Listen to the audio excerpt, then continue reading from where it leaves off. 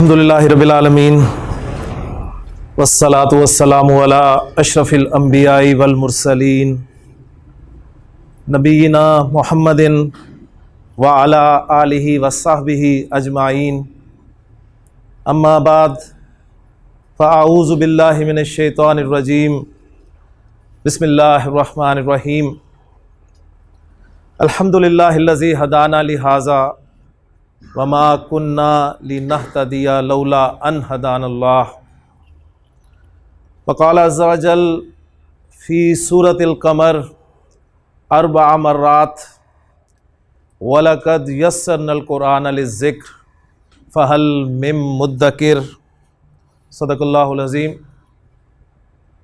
क़ाल नबी सल्लल्लाहु अलैहि वसल्लम खैरुकुम मन तअल्लमल क़ुरआन व अल्लमह। रब्बि इश्रह ली सदरी व यस्सिर ली अमरी वहलुल उक़दतम मिन लिसानी यफ़क़हू क़ौली। आमीन या रब्बल आलमीन। फ़हमुल कुरान कोर्स, जैसे कि हाफ़िज़ बिलाल साहब अर्ज़ कर रहे थे, इस दौर की सबसे बड़ी ज़रूरत जो है वो फ़हमुल कुरान है। मैं उसमें ऐड ये करूँगा कि ये फ़हमुल कुरान जो है ये लिसानुल कुरान के बग़ैर नहीं आ सकता। लिसानुल कुरान क्या है? लिसानुल कुरान कुरान की ज़ुबान है। इस कुरान को अल्लाह का कलाम मानने वाले अक्सर लोगों की ज़ुबान कुरान की ज़ुबान नहीं है, लिहाजा वो जो फ़हम हासिल होना चाहिए कुरान के ज़रिए वो हासिल हो नहीं पाता। तो उस फ़हमुल कुरान का ज़रिया क्या बनेगा? ये लिसानुल कुरान बनेगी, ये कोर्स बनेगा जिसके लिए मैं आप सबके सामने हाजिर हूँ। और मैंने अल्लाह ताला का शुक्र भी अदा कर दिया है कि अल्हम्दुलिल्लाहिल्लज़ी हदाना लिहाज़ा, अपनी तरफ से भी और आप सबकी तरफ से भी कि अल्हम्दुलिल्लाहिल्लज़ी हदाना लिहाज़ा, तमाम तारीफ़ तमाम शुक्र उस अल्लाह का जिसने हमें यहाँ तक पहुँचाया। वमा कुन्ना लिनहतदिया लौला अन हदानल्लाह, और हम कभी भी यहाँ ना पहुँच पाते अगर अल्लाह ही हमें यहाँ ना पहुँचाता।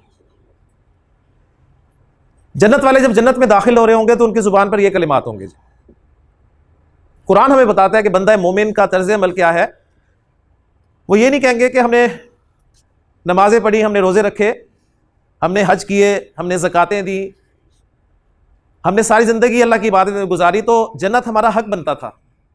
ये नहीं कहेंगे वो ये कहेंगे कि अल्हम्दुलिल्लाहिल्लज़ी हदाना लिहाज़ा, ये अल्लाह का शुक्र है जिसने हमें यहाँ तक पहुँचाया।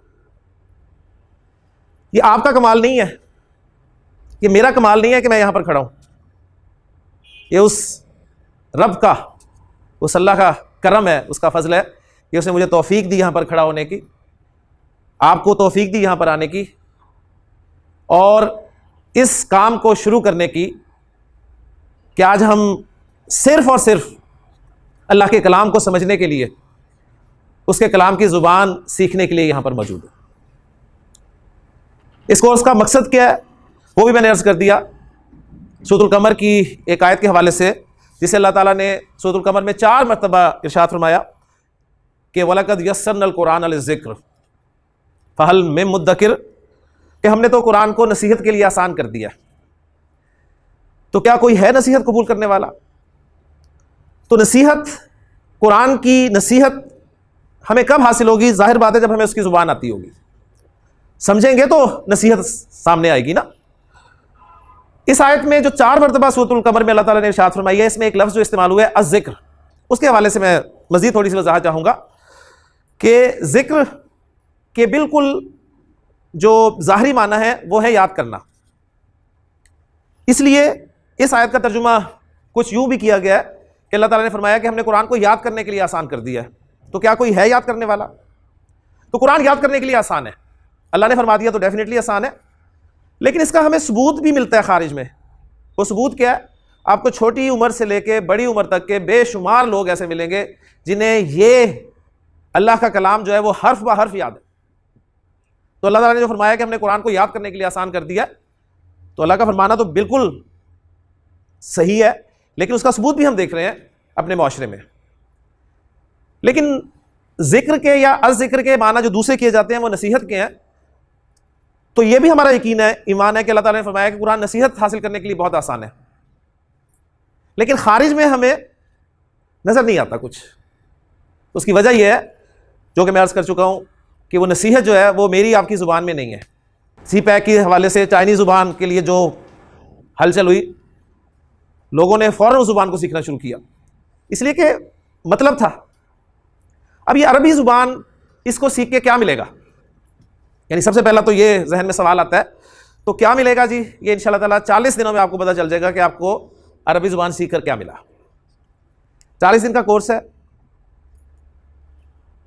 इस कोर्स से सही तरीके से मुस्तफ़ीद होने के लिए 2 काम आपने करने हैं जी।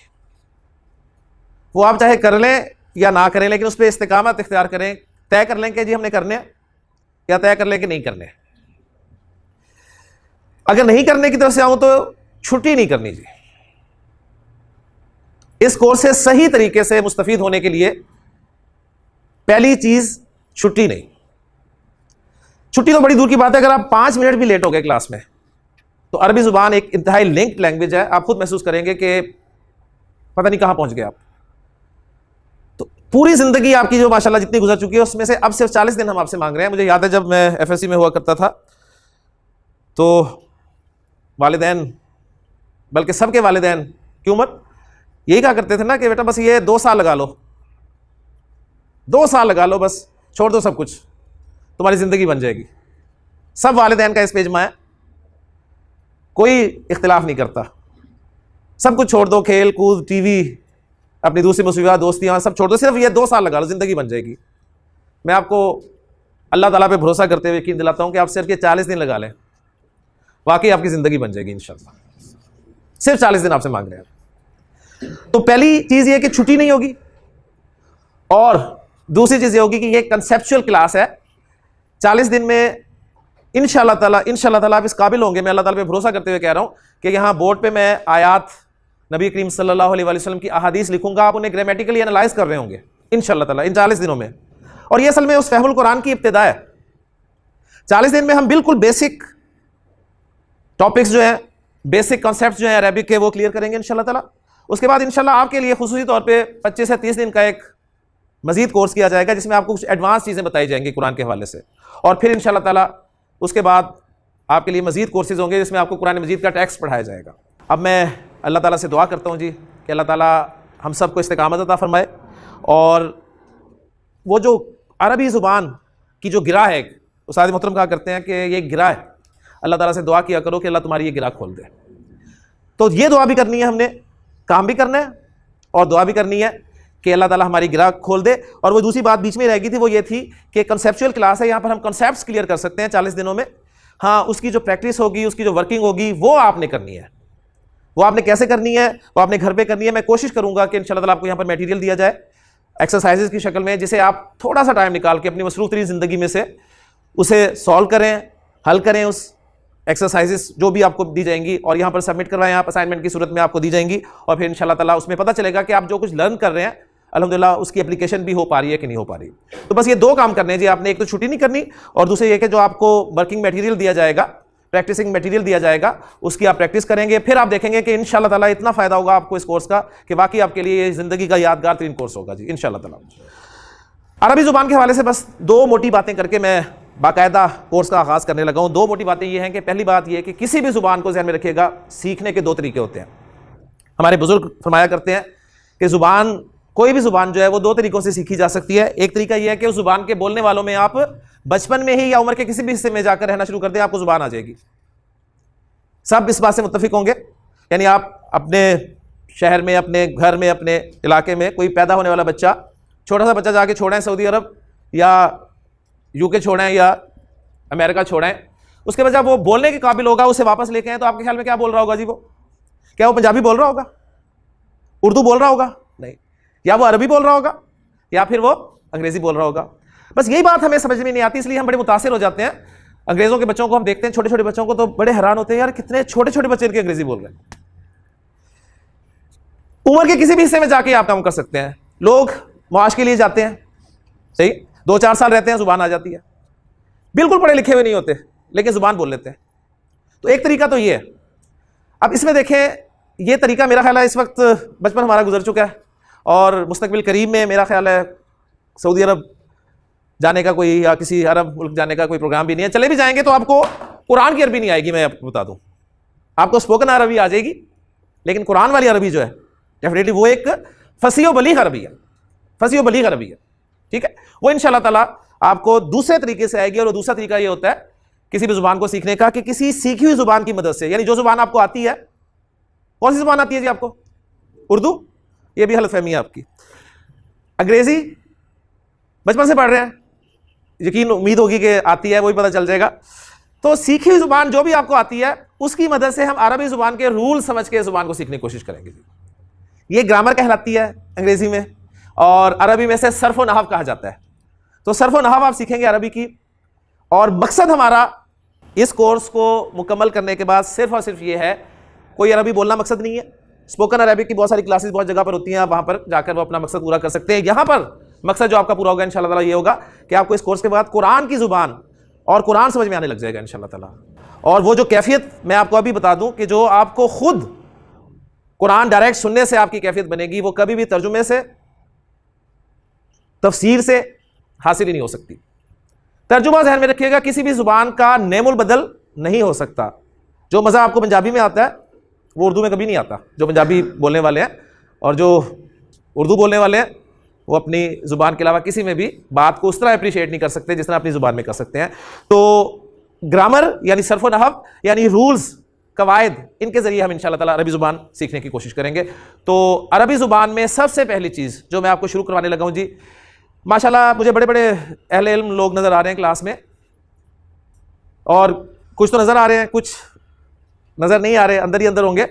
लेकिन मेरे नज़दीक मैं किसी को भी उस लेवल पे नहीं रखूँगा, मेरे नज़दीक सब ज़ीरो लेवल पे हैं। क्योंकि मैंने आपको ज़ीरो लेवल से शुरू करवाना है, इसलिए कि मेरे मुखातब सिर्फ वो लोग नहीं हैं जो कुछ जानते हैं। इसलिए जिनके पास कोई इल्म है तो वो उनसे दरख्वास्त है कि प्लीज़ उस इल्म को ज़रा अपने तक ही रखिएगा। मेरा टारगेट वो स्टूडेंट्स हैं जिन्हें अलिफ बे भी नहीं आती अरबी की, उन्हें मैंने लेके चलना है और इंशाल्लाह इस लेवल पे पहुंचाना है कि जब कुरान की आयत यहाँ पर बोर्ड पे उनके सामने होगी, नबी करीम सल्लल्लाहु अलैहि वसल्लम की कोई हदीस सामने होगी, तो वो सिर्फ ट्रांसलेट ही नहीं कर पाएंगे बल्कि उसे एनालाइज भी करेंगे इंशाल्लाह ताला। तो ये बस आपसे चंद गुजारिशात थी। तो अब मैं बाकायदा आपको, मैंने जैसे अर्ज़ किया कि मैं आपको अलिफ बे से शुरू कराऊंगा, तो वाकई मैं आपको अरबी की अलिफ बे से शुरू कराने लगा हूँ। तो बुनियादी हैसियत अरबी ज़ुबान में हुरूफुल हिजा को हासिल है जी। हुरूफुल हिजा जी उर्दू में हुरूफ तहज्जी के नाम से जाने जाते हैं और अंग्रेज़ी में अल्फ़ाबेट के नाम से जाने पहचाने जाते हैं। किसी भी ज़ुबान में बुनियादी हैसियत हुरूफुल हिजा रखते हैं, ठीक है। अरबी में हुरूफुल हिजा हम उन्हें कहेंगे, उर्दू में हुरूफ तहज्जी और अंग्रेज़ी में अल्फ़ाबेट। अब दूसरी बात ये सामने आएगी हमारे कि जी अरबी ज़ुबान में हुरूफुल हिजा कौन कौन से हैं और कितने हैं, ये दूसरा सवाल पैदा होता है। तो इसमें मैं पहले ज़रा जानने की कोशिश करूँगा कि हम सीखी हुई ज़ुबान की मदद से अरबी सीखेंगे ना, तो हमारी सीखी ज़ुबान उर्दू और अंग्रेज़ी। तो इस हवाले से अगर मैं आपसे पूछूँ जी अंग्रेज़ी में जो अल्फ़ाबेट हैं उनकी तादाद कितनी है, तो आप फ़ौरन जवाब दे देंगे इंशाल्लाह। कितनी है जी अल्फ़ाबेट? 26 माशाल्लाह। कोई इख्तिलाफ? कोई इख्तिलाफ नहीं। और कौन कौन से हैं, ये बच्चों वाला सवाल है, यानी कोई कितने से बच्चे को भी ला दें तो वो बता देगा जी कौन कौन से हैं। उर्दू ज़ुबान में हुरूफ तहज्जी की तादाद कितनी है?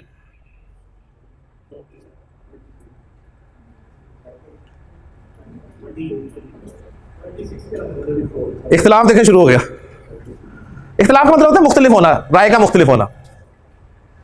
हमारी ज़ुबान है, हमारी है ना, इसके अल्फ़ाबेट कितने हैं ये ज़रा आज देखिएगा जाके, कितने हैं, ठीक है।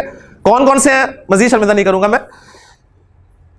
अरबी में जो हुरूफुल हिजा हैं कौन कौन से हैं और कितने हैं, इसका मैं जवाब दूंगा आपको बोर्ड पर, और बोर्ड पर जब मैं वो हुरूफुल हिजा लिख दूंगा तो कितने हैं वो आपके सामने खुद ही आ जाएगा जी इंशाल्लाह ताला।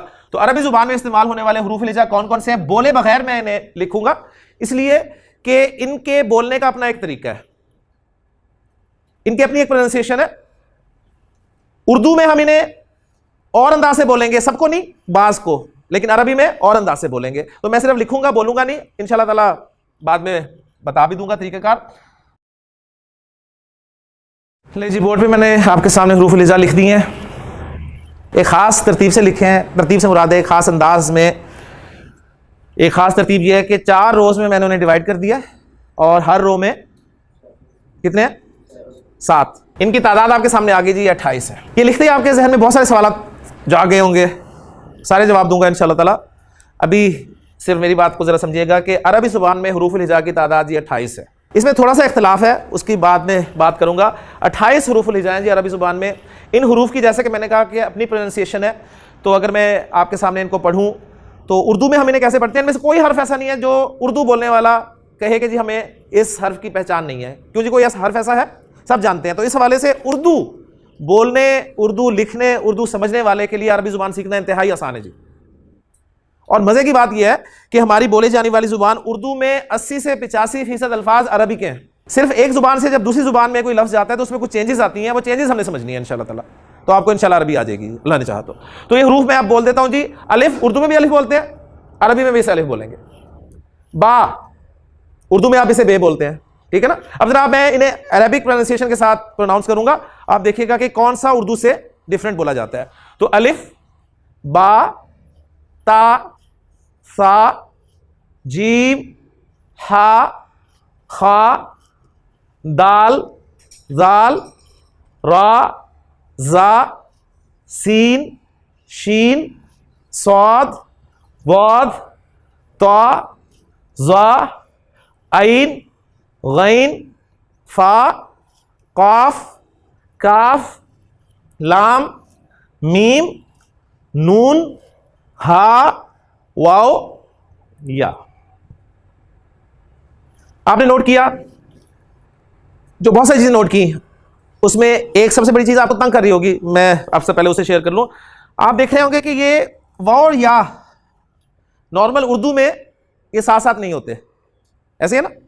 यानी आप वाओ को पहले लिखते हैं, ला मीम नून वाओ हे, और फिर छोटी और बड़ी है, ठीक है। यहां कोई छोटी बड़ी का भी तस्वुर नहीं है। एक बात तो ये जो मैंने आपके सामने लिखा है, इसका पहले जवाब देता चाहूँ कि वाओ और या को मैंने इसलिए इकट्ठा लिखा है कि अरबी जुबान के वाओ और या जो हैं ये वीक लेटर्स हैं, ठीक, कमजोर हुरूफ हैं, बीमार हुरूफ हैं। और बीमारों को जरा एक तरफ ही कर दिया गया, तंदुरुस्त हुरूफ की निस्बत इनको एक तरफ कर दिया गया और आखिर में रख दिया गया। और दूसरी वजह यह है इसकी कि डिक्शनरी जब आप कंसल्ट करेंगे अरेबिक डिक्शनरी, तो उसमें अल्फाबेटिकली आपको पता है कोई भी डिक्शनरी हो, उर्दू की हो, अंग्रेजी की हो, अल्फाबेटिकली चलती है। तो वाओ और या आपको डिक्शनरी में एंड पे नजर आएंगे। तो असल में डिक्शनरी की तरतीब है, ठीक। आप कहीं वाओ ढूंढ रहे हो तो आप नून के बाद देखें वाओ, आपको हा नजर आ जाए तो आप कहें लो जी डिक्शनरी वापस करने चले जाएं कि जी इसमें तफे नहीं है वाओ वाले। ऐसा नहीं होगा, ये असल में पहले हा आएगी फिर वाओ आएगी, ठीक हो गया। इनमें हुरूफ में जिन्हें मैंने अरबी प्रोनाउंसिएशन में अलिफ के साथ पढ़ा है, बा, ता, सा, जा नहीं पढ़ा, जीम, हा, खा, दाल, जाल, रा, जा। छोटा सा उसूल, इम्तिहान लेना मकसूद नहीं है, सिंपल मैं बताता चलूं आपको। बस नोट कर लें कि उर्दू में जिन हुरूफ को आप ए साउंड के साथ पढ़ते हैं ना, ए साउंड पर, बे, ए, बे, ते, से, रे, जे, ए, जितने भी ए वाले हैं अरबी में आपने उन्हें आ के साथ पढ़ना है। बस ये पक्का कर ले, सिंपल सा उसूल है। इंशाल्लाह ताला इस क्लास में बहुत कुछ सीखेंगे आप। बस आपने अपना जायजा लेना है क्लास खत्म होने के बाद कि आपको क्या कुछ पता था और क्लास के खत्म होने के बाद क्या कुछ इजाफा हुआ उसमें। कंपैरिजन जब करेंगे तो आपको इस क्लास का फायदा नजर आएगा, वरना नहीं। तो वो हुरूफ जो उर्दू में ए साउंड पर खत्म होते हैं उन्हें अरबिक में आपने कैसे पढ़ना है जी, आ साउंड के साथ। तो अब मजीद सर्कल हम कौन कौन से कर सकते हैं जी, सीन, शीन, स्वाद, द्वाद, त्वा, माशाल्लाह जी, ज़ा, आइन, गैन, फा, काफ, काफ, लाम, मीम, नून, हा, वाओ, या। ये तय कर लें कि आप जब भी आप इस क्लास में इन हुरूफ को पढ़ेंगे, किसी आयत में, किसी जुमले में, किसी लफ्ज़ में, तो आपने इसी तरह प्रोनाउंस करना है इन्हें आ साउंड के साथ। क्लियर होगी जी। तो हुरूफ हिजा की तादाद सामने आ गई। एक सवाल जो आपको तंग कर रहा होगा वो ये है कि आपको इसमें हमजा नजर नहीं आ रहा, हमजा, जबकि आपको मुसहफ में नजर आता है। हमजा अगर हम ऐड कर लें इन 28 हुरूफ हिजा में तो तादाद हो जाती है जी 29। कुछ ने कहा जी 28 है, कुछ ने कहा 29 है, लेकिन अक्सरियत की राय है कि 28 है। तो हमजा फिर कहां गया, एक सवाल पैदा हुआ। तो मैं आपको बताता चलूं कि हमजा, एक राय जो कहते हैं 28 है, वो हमजा को कोई अलग से लेटर कंसीडर नहीं करते। वो कहते हैं हमजा अलिफ ही है, अलिफ ही हमजा है। ठीक हो गया। कब वो अलिफ होगा, कब हमजा होगा, ये अलग बात है, लेकिन वो कहते हैं कि हमजा कोई अलग से लेटर नहीं है, अलिफ ही हमजा है। कुछ कहते हैं नहीं, हमजा अलग ही है। तो अगर उनकी बात सामने रखी जाए तो हुरूफ हिजा की तादाद 29 होगी, और अगर बात ये सामने रखी जाए जी हम जो अलिफ है वही हमजा है, तो फिर तादाद जो है 28 की 28 ही रही। अब मैं आपको बताता हूं वो कहते हैं फिर क्या है कि जी हमजा और अलिफ में फिर कैसे फर्क होगा, क्या है। तो इसके लिए हमें एक छोटी सी चीज और समझनी पड़ेगी, जो कि आपको पहले से पता है माशाल्लाह। आप जानते हैं कि आपको हर्फ के ऊपर नीचे कोई चीज नजर आती है, मसलन ये नजर आ जाता है, कभी कभी ये नजर आ जाता है, कभी ये नजर आ जाता है। ये ज़ेर ज़बर पेश है, सब जानते हैं। हरकत कहते हैं, सिंगल एक हरकत है। हरकत की जमा हरकात होती हैं। माशाल्लाह देखें आपको जमा बहुत सारी आती होंगी इंशाल्लाह ताला। ये 3 हरकतें हैं, बुनियादी हरकतें, और एक और अलामत मिलेगी आपको, ये वाली अलामत। कौन सी अलामत है ये? जज़म की अलामत है। कोई कहेगा सुकून की अलामत है, तो जज़म या सुकून इट्स ओके। ये अलामत हमारी इस कोर्स में पेश के साथ बाज़ जगह मिक्स होने के चांसेस हैं। मैं पेश डालूंगा, वो गोल नहीं बनेगा मुंह, तो आप उसे समझेंगे साकिन डाल दिया मैंने। मैं साकिन डाल रहा हूँगा जल्दी में, तो वो गोल मुंह बन जाएगा, आप समझेंगे पेश है। तो इस कन्फ्यूजन से बचने के लिए हम अपनी इस क्लास में अलामत सुकून या जज़म के लिए ये वाला सिंबल जो है यूज़ कर लेंगे, ताकि कन्फ्यूजन ना हो। आप कई जगह पर गोल सर्कल इस्तेमाल किया जाता है, कहीं पर ही हम कैरेट साइन यूज़ कर लेते हैं ताकि हमें कन्फ्यूज ना करेंगे। तो 3 हरकतें और एक सुकून, हरकत का अपोजिट सुकून। अब वो 28 वाले ये कह रहे हैं कि अलिफ ये है जो नजर आ रहा है, लेकिन अलिफ पर जब भी कोई हरकत आ जाए, जबर आ गया, जेर आ गया, पेश आ गया, या अलिफ साकिन हो गया, तो अब ये नो मोर अलिफ, इसे अलिफ नहीं कहा जाएगा, अब ये बन जाएगा जी हमजा। अलिफ सिर्फ वही होगा जिसमें कुछ भी नहीं होगा, ना हरकत होगी ना सुकून होगा। इसलिए आप देखेंगे कि आपको सऊदिया का मुसहफ जब भी पढ़ने का इत्तेफाक होगा, तो आप देखेंगे कि सऊदिया के मुसहफ में अक्सर हमजा जो होता है उसके ऊपर एक छोटा सा हमजा डाला होता है उन्होंने, फिर कोई हरकत डालते हैं, वो जबर पेश डाल दी, अगर जेर डालनी है तो अलिफ के नीचे हमजा डाल देते हैं।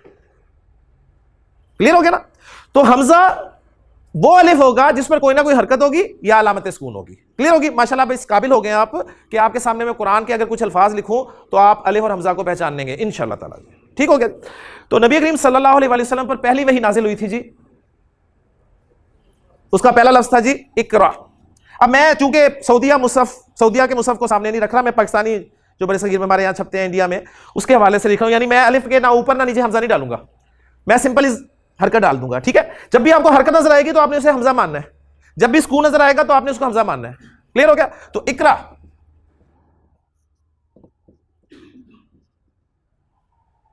पहली वही का पहला लफ्ज इकरा बिस्मि रब्बिकल लज़ी खलक। तो इकरा लफ्ज में मुझे बताइए अलिफ है, मेरे सवाल का जवाब देना आपने, अलिफ है? इकरा लफ्ज में अलिफ है? सबकी राय यही है, कोई इख्तिलाफ? इकरा लफ्ज में अलिफ है? अलिफ है? कौन सा वाला जी? ये वाला, ये अलिफ है। और ये क्या? ये भी अलिफ है। हमजा कोई नहीं आपके ख्याल में? क्यों जी?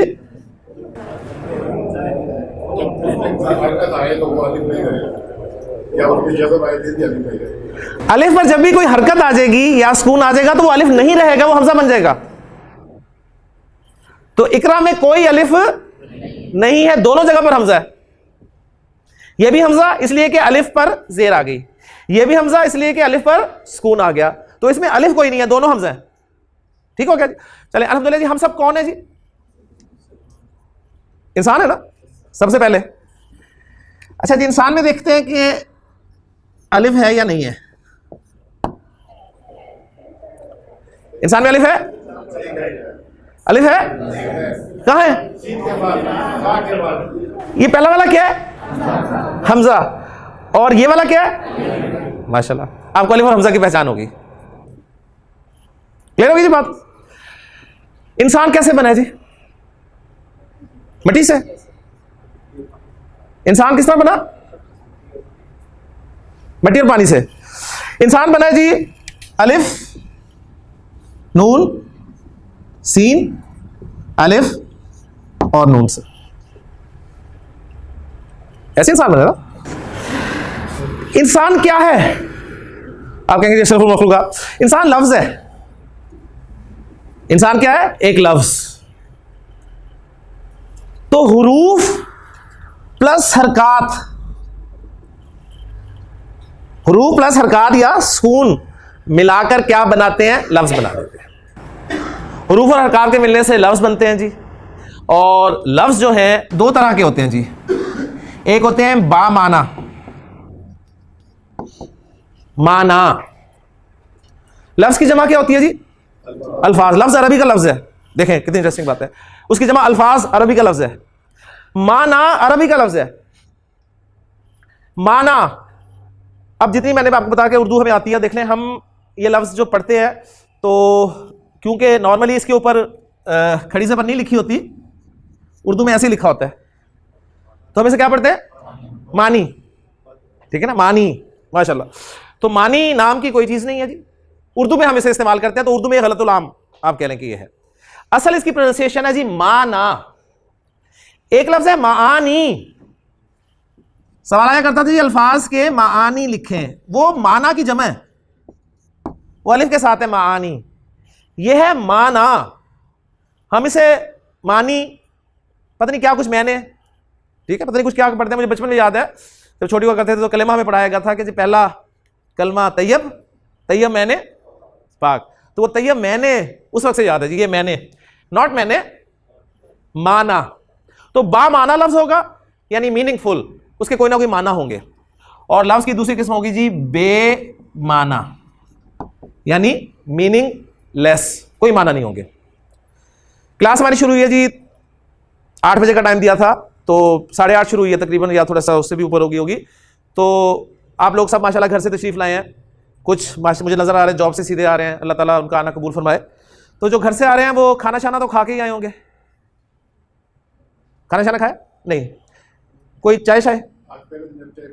अच्छा माशाल्लाह जी। तो मकसूद ये था कि खाना एक बामाना लफ्ज है, लेकिन शाना जो है ये एक बेमाना लफ्ज है। तो खाना तो आप खा के आए हैं, शाना नॉर्मली हम बोल देते हैं। कोई चाय वाय, कोई बिस्किट फिस्किट, कोई फल शल, ठीक है। तो फल शल बामाना और बेमाना, बेशुमार अल्फाज। लफ्ज वो होता है जो मेरी जुबान बाहर निकाल देती है मुंह से। हम बेशुमार अल्फाज बोलते हैं जो बामाना भी होते हैं बेमाना भी होते हैं। कुरान मजीद में कोई भी लफ्ज बेमाना नहीं है। हाँ, ऐसा आप कह सकते हैं कि कुछ ऐसी चीजें हैं जो जिनके माना हमें पता नहीं है, मसलन आपके हुरूफ मुक़त्तात जिनके माना हमें नहीं पता, लेकिन वो बेमाना नहीं है। तो हमारा स्कोप चूंकि कुरान मजीद है, लिहाजा बेमाना हमारे कोर्स से खारिज। बेमाना किसे कहते हैं, क्या होता है, हम इसके बारे में बिल्कुल नहीं पढ़ेंगे, ना जानने की कोशिश करेंगे। बामाना लफ्ज हमारा टारगेट होगा, और बामाना लफ्ज को ग्रामर की इस्तिलाह में नोट कर लें, कलिमा कहते हैं। आज इंशाल्लाह आपकी उर्दू भी मैं ठीक करके जाऊंगा। कलिमा हम क्या कहते रहते हैं इसे? कलमा, कलमा चौक, पहला कलमा तैयब, तैयब मैंने पाक। तो माशाल्लाह उर्दू भी हमारी ऐसी है। तो अरबी सीखने का इंशाल्लाह आपको फायदा ये होगा कि आपकी उर्दू भी ठीक होगी, अंग्रेजी भी इंशाल्लाह ठीक होगी, और अरबी तो वैसे ही आ जाएंगी आपको इंशाल्लाह। तो बामाना लफ्ज कलिमा कहलाता है। कलिमा, कुरान का हर लफ्ज कलिमा है।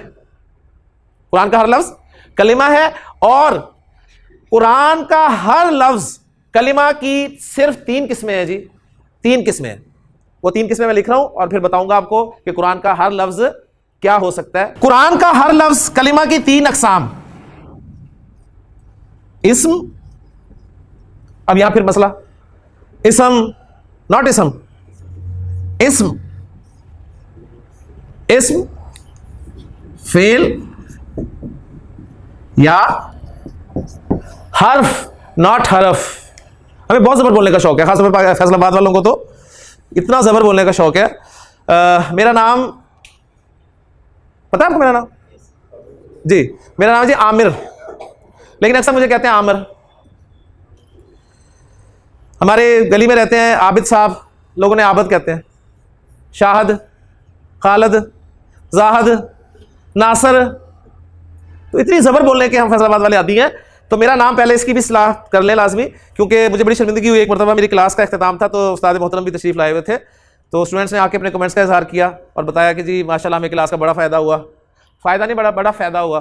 तो फ़ायदा हुआ और फिर ये हुआ कि आमिर साहब ने हमें बहुत अच्छा पढ़ाया। तो डॉक्टर साहब ने, उस्ताद मोहतरम थे, उन्होंने फिर बताया कि मुझे पता चल गया कितना फ़ायदा हुआ है आपको, कि आपकी ज़बर तो ठीक नहीं हो सकी, तो बराए मेहरबानी मेरी इज़्ज़त आपके हाथ में है। तो आमिर मेरा नाम है, नॉट आमिर। तो इस्म, फेल, हर्फ, इंशाल्लाह आपकी उर्दू भी ठीक होगी। और ये कलिमा की क्या है? कलिमा की अक़साम, नॉट इक़साम। हम इक़साम ही पढ़ते हैं अभी तक। कलिमा की 3 अक़साम है। तो कुरान मजीद का जो भी लफ्ज़ आपके सामने आएगा अल्हम्दुलिल्लाह से लेकर, वो या तो इस्म होगा, या फेल होगा, या हर्फ होगा, इससे बाहर कोई चीज़ नहीं होगा जी। तो अगर हम सिर्फ इन 3 चीज़ों को अच्छी तरह समझ लें, तो मुझे बताएं कुरान की अरबी कहाँ जाएगी? सिर्फ 3 चीज़ें हमने समझनी है जी। इस्म को हमने सही तरह समझना है, फेल को सही तरीके से समझना है, हर्फ को सही तरीके से समझना है। इंशाल्लाह आपको कुरान समझ में आएगा। यहीं पर मैं ख़त्म कर रहा हूँ आज के सबक को। और ख़त्म करने की वजह यह है कि मैं उम्मीद करता हूँ कि इंशाल्लाह ताला आज अब जाके आप वर्किंग करेंगे, कुछ ना कुछ सुबह करेंगे, दोपहर को करेंगे, और कल अपने एक साथी को ये वाला सबक पढ़ाकर यहाँ पर लाएंगे, ताकि कल फिर हम अपने सबक को तेज़ी से जो आगे लेके चलें। इंशाल्लाह ताला अल्लाह ताला आपके लिए आसानी करेगा। जिस अजीम मकसद के लिए आप यहाँ पर जमा हुए हैं, उस मकसद को सामने रखें। अल्लाह ताला से दुआ करें, अल्लाह ताला हमारे लिए आसानी फरमाए जी, सबके लिए आसानी फरमाए। सुब्हानकल्लाहुम्मा व बिहम्दिका, अशहदु अल्ला इलाहा इल्ला अंता।